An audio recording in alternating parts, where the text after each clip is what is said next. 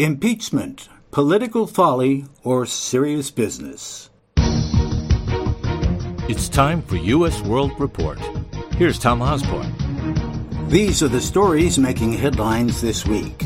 Israel said on Thursday it would not halt strikes on Syria, but would do more to deconflict them with Russian forces after Moscow accused it of irresponsible and unfriendly actions that led to Syrian ground fire, mistakenly downing a Russian plane. 15 Russian crew were killed when the Il-20 surveillance plane crashed near Latakia in northern Syria on Monday. Russia has said Syria shot the plane down shortly after Israeli jets hit the area and accused Israel of creating the dangerous conditions by failing to give sufficient advance notice. A Hong Kong cardinal who has spearheaded opposition to the Vatican's rapprochement with China called on Thursday for the Pope's Secretary of State to step down, saying any deal with Beijing would amount to a betrayal of the Catholic faith. The Vatican and China have been in advanced talks this year to forge what would be an historic breakthrough and precursor to a resumption in diplomatic relations after 70 years, with Secretary of State Pietro Parolin among the chief negotiators. Republicans and Democrats on Capitol Hill are furiously trying to find an acceptable platform on which to allow Dr. Christine Blasey Ford to tell her story, accusing Supreme Court nominee Brett Kavanaugh of an improper sexual attack when they were in high school 36 years ago. Congress has offered several venues, both public and private, should Dr. Ford choose to talk about the event. The Senate is expected to hold hearings on Monday should Dr. Ford accept their invitation and venue. If he is confirmed, he will most likely serve the next 3 decades and can only be removed by impeachment. Which brings us to our story of the week. Impeachment, political folly, or serious business? Here's our resident historian and political scientist, Dr. David Canervo, to give us the backstory. David? Thank you, Tom. The framers of the Constitution understood that human beings are not infallible and may engage in illegal behavior.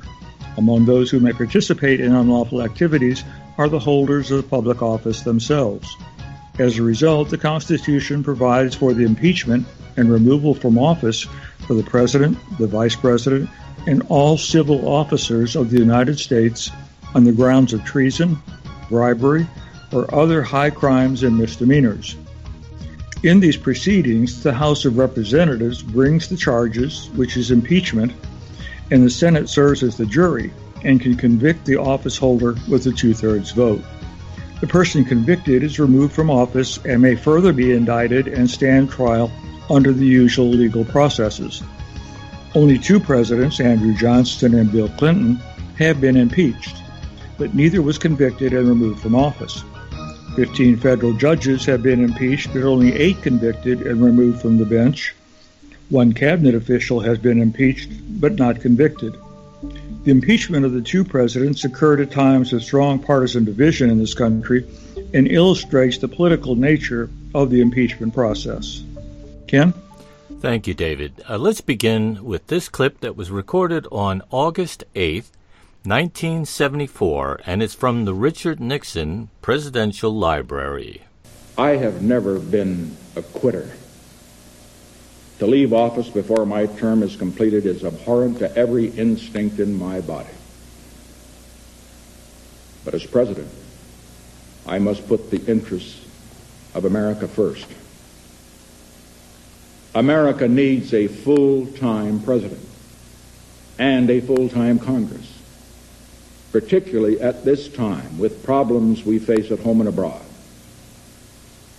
To continue to fight through the months ahead for my personal vindication would almost totally absorb the time and attention of both the President and the Congress in a period when our entire focus should be on the great issues of peace abroad and prosperity without inflation at home.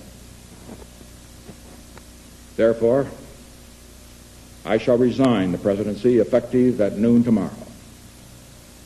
Vice President Ford will be sworn in as president at that hour in this office.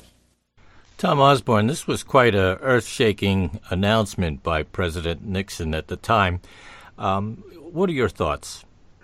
Well, it was a very, very painful time for the country, and it reflected the kind of work that we have to do when we have a constitution like we have. To date, for example, President Nixon who had many accusations against him, basically was tripped up on his multi-million-dollar slush funds that he had in his relationship with his friend Bibi Rebozo, the closest anyone ever got to Nixon. And what exactly constitutes a high crime or misdemeanor has always been open to interpretation. But it was clear that partisan politics was playing here, but there was some real damage being done to the country. Scholars argue that Andrew Johnson, the first American president to be impeached, was targeted because of his soft approach to the states of the former Confederacy during Reconstruction. The official reason was his violation of the Tenure of Office Act, which later declared unconstitutional by the Supreme Court. It basically amounts to a controversial firing or hiring practices. But a lot of presidents followed the Nixon example. Dwight Eisenhower told his secretary in 1960, after the U-2 incident forced him to admit the United States had been spying on the USSR, he said, "I would like to resign." And John F. Kennedy promised in his 1960 campaign that, quote, "I would resign the office if his responsibilities required him to either violate my conscience," he said, "or violate the national interest." And Ronald Reagan vowed to resign if his doctors said his mental condition deteriorated, and we know he suffered from Alzheimer's disease. The Constitution asserts that a presidential candidate must be born in the United States, but he also must have a clean record. But we haven't decided exactly in our country what that is. And I think we're about to, because that's a lot of the debate that has been going on across the nation, and we're going to try to address it today. Ken? Well, Dr. Canerva, the Constitution gives the House of Representatives the sole power to impeach an official, and it makes the Senate the sole court for the impeachment trial. The power of impeachment is limited to removal from office, but also provides for a removed officer to be disqualified from holding future office, and fines and potential jail time for crimes committed while in office are left to civil courts. This has never taken place, has it, Dr. Canerva? Well, it's not taken place, as we mentioned, for the presidential office, but of course it has happened for federal judges. Could you elaborate on that, please? Sure. If we look at the 8 federal judges who were removed from office after having been found guilty by the Senate, we see that they are primarily federal district court judges, the lower courts. Though there have been 1 or 2 Supreme Court justices who have been had charges of impeachment drawn up against them. Samuel Chase, for example, from the Supreme Court, criticized a decision made by President Thomas Jefferson to repeal the Judiciary Act of 1801. And because of that criticism of Jefferson, Jefferson sought to have charges of impeachment levied against Chase. A district court judge, Walter Nixon, lied under oath during an investigation, and so was charged with perjury. Harold Lauterbrook was sought to be impeached on charges of favoritism in the appointment of bankruptcy receivers. But again, despite the charge, the evidence wasn't there, and the Senate found him innocent. So those are the sorts of things, primarily technical law-breaking activities. In some cases, bribery has occurred where judges have been removed. So those really are the ones that the Constitution has really had the most effect on so far in our history. Ken? Well, here's an interesting discovery that I stumbled on. The word impeachment actually comes from the British constitutional history, and the process evolved from the 14th century as a way for Parliament to hold the king's ministers accountable for their public actions. And impeachment, as Alexander Hamilton of New York explained in Federalist 65, varies from civil or criminal courts in that it strictly involves the misconduct of public men, or in other words, from the abuse or violation of some public trust.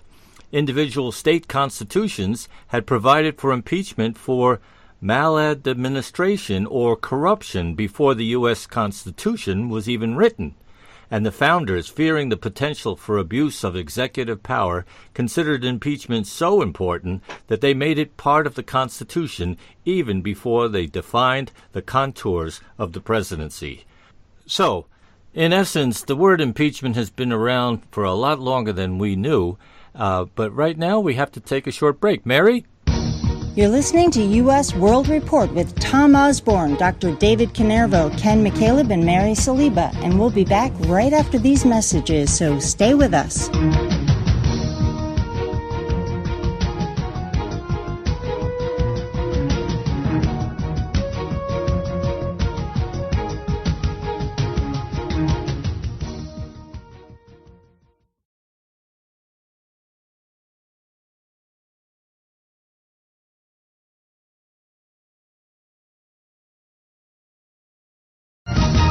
Welcome back to U.S. World Report with Ken McCaleb, Dr. David Canervo, Tom Osborne, and Mary Saliba. Ken? Thank you, Mary. This next clip is from Test Tube News, and it's titled, What is Impeachment?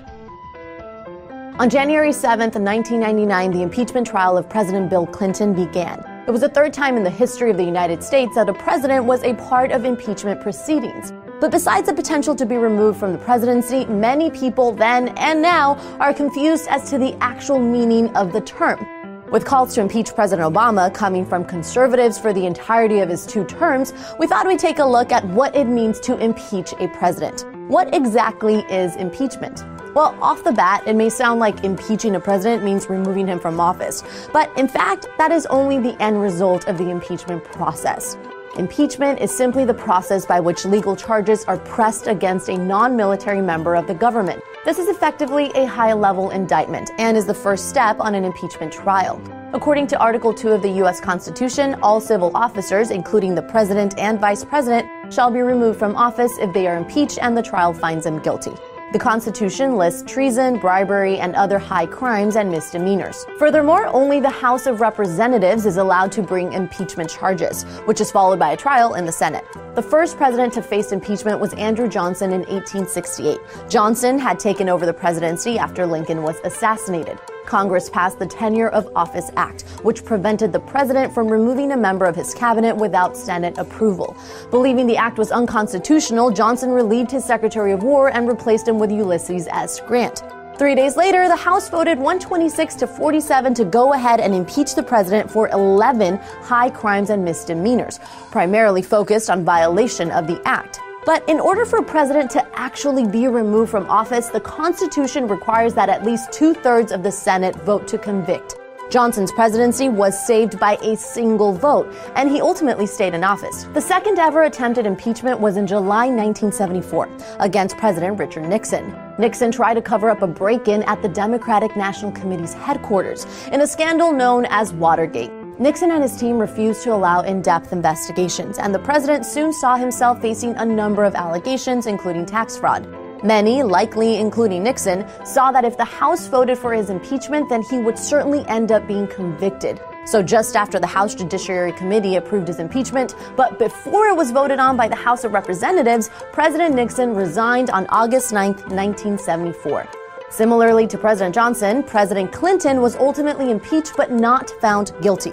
The trial became widely known for Clinton's evasive and untruthful statements, such as, "I did not have sexual relations with that woman," and questioning the definition of the word "is." In the end, no president has ever been removed from office after being impeached. And really, impeachment isn't the worst thing that can happen. During the crafting of the Constitution, Benjamin Franklin said that most unpopular heads of state are removed from office by being assassinated, and that perhaps there should be a procedural method of removal instead. So there you have it, impeachment. Dr. Canervo, President Nixon was very popular, as was President Clinton. But do you think Nixon would have survived impeachment had he not resigned on August 9th, 1974? I suspect not. The so-called smoking gun that existed, of course, were the White House tapes And one of them that was found near the end of the investigation very clearly showed that Nixon was involved in a cover-up and was breaking the law, that he had perjured himself in certainly his public statements, though not, of course, before a investigatory body. So nevertheless, I remember fairly clearly at the time that some of his supporters, like Bob Dole, Barry Goldwater, who were in the Senate and had supported Nixon pretty vehemently up until that time, let him know quite directly that once that tape came out that showed that he had been lying, that showed that he had been directly involved in the cover-up, they let him know that his support in the Senate had collapsed. So I think because of the tapes that he would have been the first to be impeached and convicted. Ken? Tom Osborne, this is such strange behavior from a president who basically won every state in the country during that election. But there was another president, Andrew Johnson, who you were doing some research on. And what was the reaction of people at that time? Well, it was very interesting. This was about 1868, and there was an interesting article from The Nation magazine. The editors wrote the article, and they were trying to assess the people's reaction to impeachment. But most Americans, in their words, exercised their good sense by not caring much about the impeachment of President Andrew Johnson, the probable effect of the impeachment and the trial on America. Americans were exercised their good sense by not caring much about the impeachment of President Johnson, they went on. The natural consequence of this absence of excitement, for which, let us add, we have to thank not the politicians or newspapers, but the popular good sense, has been the absence of any disturbance in business or in society. Few of us during the last 2 months, writes The Nation, have had either heart or head for care of these affairs. The attitudes, the speeches, the evidence have been listened to by the country with perfect calm, they wrote. It has been found impossible to work people up and anything like fervor about the case. There has been no perceptible addition to the mails in the shape of letters from imperious constituents, and if there have been prayers offered for the president's condemnation, they have been private. Ken? Well, impeachment has always been a way to keep executives in check, and a good magistrate will not fear impeachment. A bad one might be kept in fear of them. Dr. Canervo, have you seen that with President, let's say, Clinton, Obama? Because there was impeachment mentioned throughout both their presidencies. I don't know that I could see the specific changes in behavior on their part or particularly careful actions or decisions being affected because of a threat of impeachment. I suspect they knew that nothing they were doing constituted bribery, treason, or high crimes and misdemeanors. And so they really had nothing to worry about. While the House impeachment vote itself takes only a majority vote, getting 2/3 of the vote in the Senate is very difficult on any matter. And certainly removing someone from office for what appear to be trumped-up reasons or manufactured reasons really, I think, would be very difficult and would, in fact, be, I think, dangerous for the country. To have the Congress remove presidents for very little reason really, I think, would be dangerous to the Constitution and its separation of powers. Ken? Well, the founders of our country addressed what crimes constituted grounds for impeachment. Treason and bribery were obvious choices. But George Mason of Virginia thought those crimes did not include a large number of punishable offenses against the state.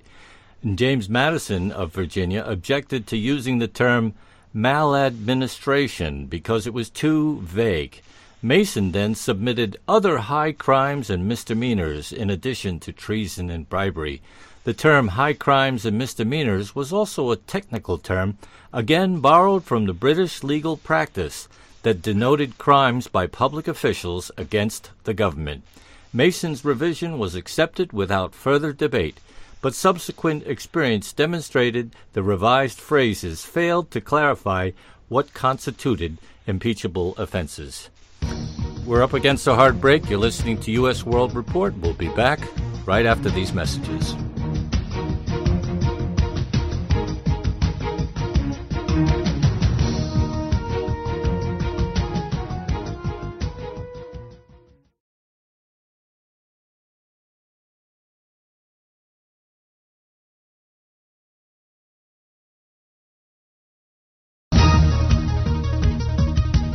You're listening to U.S. World Report. I'm David Canervo, along with Ken McCaleb, Tom Osborne, and Mary Saliba, and we're talking about impeachment. Ken? Thank you, David. Here's a clip from TMZ, basically that celebrity news channel, and it's more of a tease, really.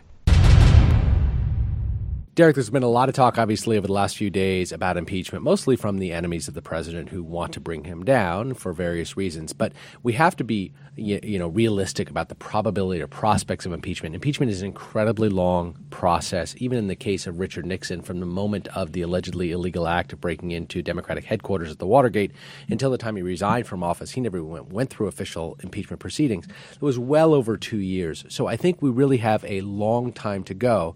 But we asked Professor Tim Naftali from NYU, who is the former director of the Nixon Library and really the most authoritative voice on all things Richard Nixon, what he would expect to see if we're going in the direction of impeachment. What you're looking for over the next few weeks or months, one is first of all, what kinds of records did Comey keep? Two, does he testify under oath and confirm? I think he would, but confirm these records, and do we see them? Then it's Comey versus the president. How does Donald Trump react? Does he overreact? Does he start making more mistakes? Do we see people resigning from the White House? And as if his poll numbers continue to drop, do we see members of Congress who are concerned about 2018 starting to really distance themselves from him and thus lead to a discussion of perhaps this is not the right job for this man? That's what we're looking for. So the appointment of Robert Mueller as special counsel is a big game changer. I mean, now we can really start to focus on this question of impeachment, but what it's going to do actually is really slow things down. This is where the investigation gets very serious. It also gets somewhat closed off from the press. I think you'll see a lot fewer leaks with Robert Mueller than maybe we've seen in the past because he really runs a tight ship. He's got a great reputation. I think he's going to really take a deep dive into this, but we may not see the day-to-day sort of changes that we've seen up to this point. Yeah, it's really interesting because, now that it's in the hands of Robert Mueller, it's less political. You're not going to see just a fighting between Republicans and Democrats on a day-to-day basis. And both sides are going to defer to this well-respected Robert Mueller, as the person who can really get the facts out, whether good for Donald Trump or not good for Donald Trump. I think we're pretty confident we're going to get the real facts. Tom Osborne, Robert Mueller, he's been rather busy for the last 6 months. What's he been up to lately? Mueller has conducted, one of the most leak-proof investigations in our history, I think. Thus, I'm sure this comes from having led the FBI himself. My impression is he's surrounding the president with a siren song with indictments and verdicts and ongoing cases that we have yet to even hear about. So when he drops what he has investigated, there's going to be no doubt about the course we choose to make. Our decision, most importantly, will come this November. There will be a great indication of where people are going at that time. But Mueller has kept his cards very close to his chest. And most importantly, if you'll recall the Watergate hearings, they were all out in the public, and we didn't really see much of anything until the idea of the tapes came up. So I think Mueller has almost more than he could ever need to come out with his case, and everyone, of course, is hoping sooner than later. Ken? Dr. Canervo, don't you find it fascinating that the newscaster chose to speak to a Nixon historian about this whole Robert Mueller investigation. Your thoughts? Well, I do find that kind of interesting. Certainly he must see some comparison between Trump and Nixon. The nature of things, I think, though, are really quite different between the two presidents. Nixon was very much involved in an illegal break-in. So far, there is a lot of doubt about whether Trump has done anything illegal or not. It's certainly not as clear-cut. One of the things that I thought was interesting for the reporter to say was that now that Mueller has the case, the special prosecutor, that it's going to be less political. And I would certainly disagree with that, that regardless of what Mueller comes out with, unless it's just a complete statement of no findings about anything, that there will still be politics involved with even the slightest hint of something being amiss, that the Democrats might very well say that, well, that's an impeachable offense, with Republicans saying that it's not. So I think there's still going to be a good bit of politics once the report from the Mueller investigation is made public. Ken?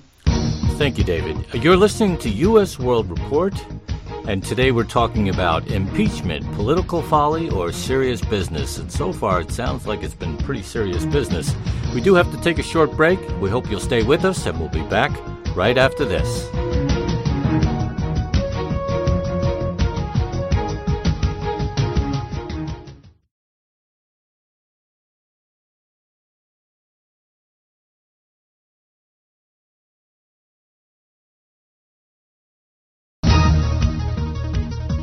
Welcome back to U.S. World Report. I'm Tom Osborne, and today we're talking about impeachment, political folly, or serious business. Ken? Thanks, Tom. This next audio clip is from the Fox News Network, and it involves enactment of the 25th Amendment. Some Democrats are calling for President Trump's resignation because they say he is ill-suited for the job. Congresswoman Sheila Jackson Lee of Texas says his tweets, including one aimed at Morning Joe host Mika Brzezinski, show he's mentally unfit. This president, as I said, has refused to acknowledge the Russian collusion and the idea of the Russian involvement in the election. Yes, this is being investigated. This individual has fired the director of the FBI and indicated that he did so because he wanted to stop the Russian investigation. Over the series of his career here as president, his tenure, he has done a number of things, a number of tweets. He is incompatible with the office and the leadership of this country. All right, joining us with a reaction, Fox News anchor and attorney Greg Jarrett. So the 25th Amendment is what she points to as allowing the removal of the president from office. Yeah. Could that happen? Well, she probably hasn't read the 25th Amendment or didn't learn it in law school when she attended. Has nothing to do with a president who's ill-suited or, in her words, incompetent. It's functional incapacity or disability, which is completely different than competence, which is sort of, we don't like the guy's politics or his policies or his temperament. Look, the 25th Amendment came about because some presidents had suffered strokes and heart attacks that were disabling. Woodrow Wilson, Dwight D. Eisenhower, and after Kennedy's assassination, people began to wonder what if he'd survived but was brain damaged. So the 25th Amendment came about to identify what you do. But again, it's not competence, which is completely different than functional incapacity. So this is, I guess, the left looking to go back to November 8th and change the results of the election. Yeah, they challenged with the recount. That didn't work. Then they challenged with the Electoral College. That didn't work. Then they conjured collusion. So far, no evidence of that. That's not working. So now they're resorting to the 25th Amendment. And they're also talking about impeachment over the president's tweets. Look, impeachment is high crimes and misdemeanors, treason and bribery, and tweets don't suffice. Tom, have the anchors from the Fox News Network oversimplified the 25th Amendment? Well, I think if you're going to talk about it, general public, I think they made a pretty clear statement about how they felt the amendment might help Trump and other presidents in trouble.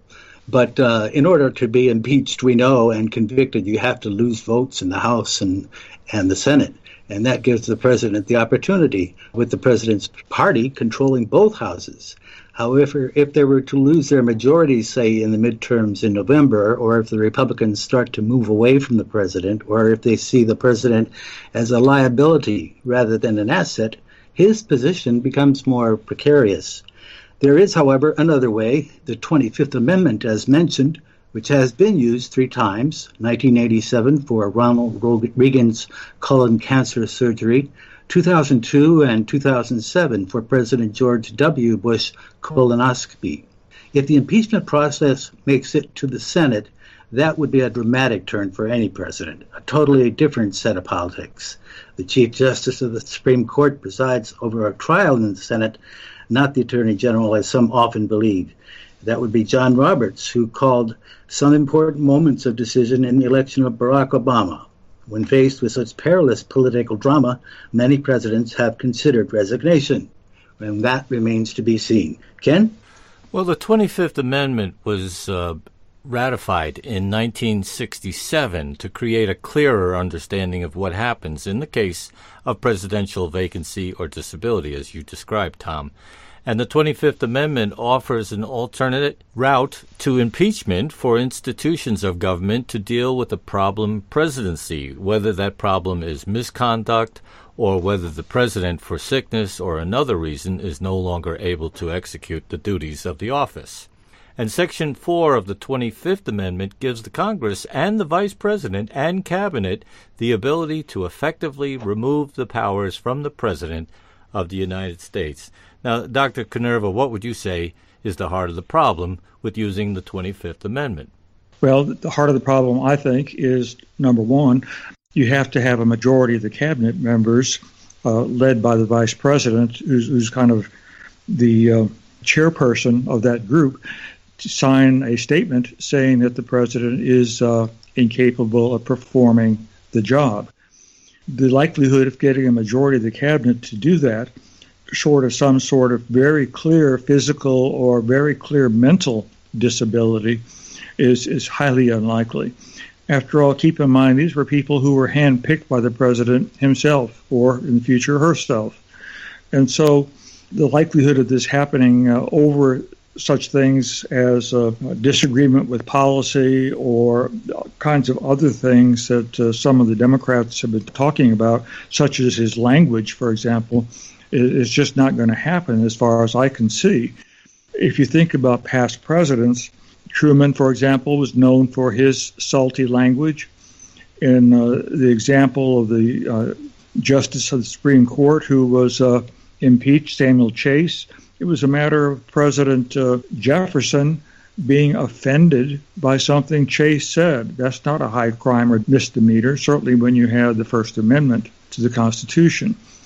So many of these things are trumped up, forgive my pun, because of the disagreement with the president over language, over demeanor, over policies, rather than what the real purpose of the 25th Amendment and the impeachment clause in the Constitution were meant for. Ken? Well, the 25th Amendment is certainly a complicated process for several reasons. It begins with the Vice President and a majority of the members of the Cabinet notifying Congress that the President is no longer capable of performing his duties. And at that moment, the power of the presidency would be transferred from the President to the Vice President, who then becomes acting President. And from there, the President can convey to Congress that he's capable of performing his duties unless the Vice President and a majority of the Cabinet once again notifies Congress that the incapacity remains, and the President gets his powers back. You know, Americans have debated the meaning of this decidedly open-ended phrase ever since it was brought up, and as the guidance of the founders left regarding its interpretation to us. So I think that's a great deal part of the confusion and perplexity that we feel. Ken? You're listening to U.S. World Report, And we're going to have to take a short break. And when we do come back, Mary Saliba, our staff editorialist, will help us sum things up. So stay with us.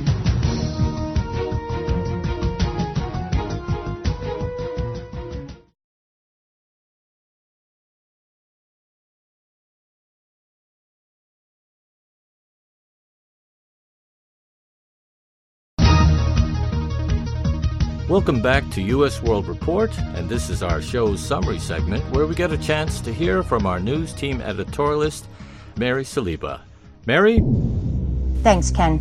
Perjury, false financial disclosures, abuse of power, obstruction of justice. Sound familiar? They're the charges behind the past impeachments of federal officials, including 2 presidents. With the animosity between Congress and certain presidents, it shows how serious and unpopular a presidential impeachment is that it's so rare. The founders knew they needed a way to remove unfit public officials, or as Ben Franklin put it, when he had rendered himself obnoxious. Imagine the number of proceedings had Poor Richard's language remained. Impeachment is the only means of removal aside from the 25th Amendment, which has never been used for mental unfitness. Unless the president's behavior is radically different from his norm, which the people voted into office, such a removal would be inappropriate. In a case such as Richard Nixon's, a public accountability is the only way to heal a nation deceived. Though he resigned before impeachment, the revelations of the hearings are seared into our national memory. The devious spying, his directive to stop the FBI, hush money, burglaries. He put his narcissistic, vindictive self-interest above the law and utterly broke the trust of the nation. And when a president violates that trust and acts with reckless disregard for the Constitution, it withers the integrity of the office. The Constitution is only as strong as the belief that it is enforceable. If the world sees the president neither upholding nor complying with the Constitution, it jeopardizes our personal and national safety, and that president must be stopped before further weakening our democratic institutions and peopling them with his allies. There's no good answer to a president who is abusing the power and oath of office. If impeachment fails, you have an angry nation and an emboldened president. If it succeeds, you have an angry nation and a president nobody elected. If nothing happens, there's no accountability. Lose, lose, losing. Should the future demand a reckoning, what will it ask us about today? This has been Mary Saliba for U.S. World Report. Ken? Thanks, Mary. Dr. Canervo, it's your turn to wrap things up as well. Thank you, Ken. Impeachment is a very serious process, one which the framers of the Constitution, I think, wanted to use only very rarely, if at all. Sometime in our history, of course, it may be necessary because of a leader who runs afoul. But nevertheless, when we're talking about impeaching a president of the United States particularly, this is something which should be done very, very carefully because of the implications it has for the balance of power under the Constitution between the president and the Congress. Ken? Tom Osborne, your final thoughts. Our constitutional democracy may rival with debate, but our foundation is strong, even when we as a people have to stand up for our government and for our individual freedoms. We know we have the tools and the experience at our fingertips. Just flip through the Constitution. That's all the time we have today, and we thank you for joining us. We value your thoughts and opinions and welcome your visit to our website, usworldreport.org. And please email your thoughts and stories to usworldreport@gmail.com. For Mary Saliba, Ken McCaleb, Dr. David Canervo, and myself, Tom Osborne, thanks for listening. See you next week for another edition of U.S. World Report.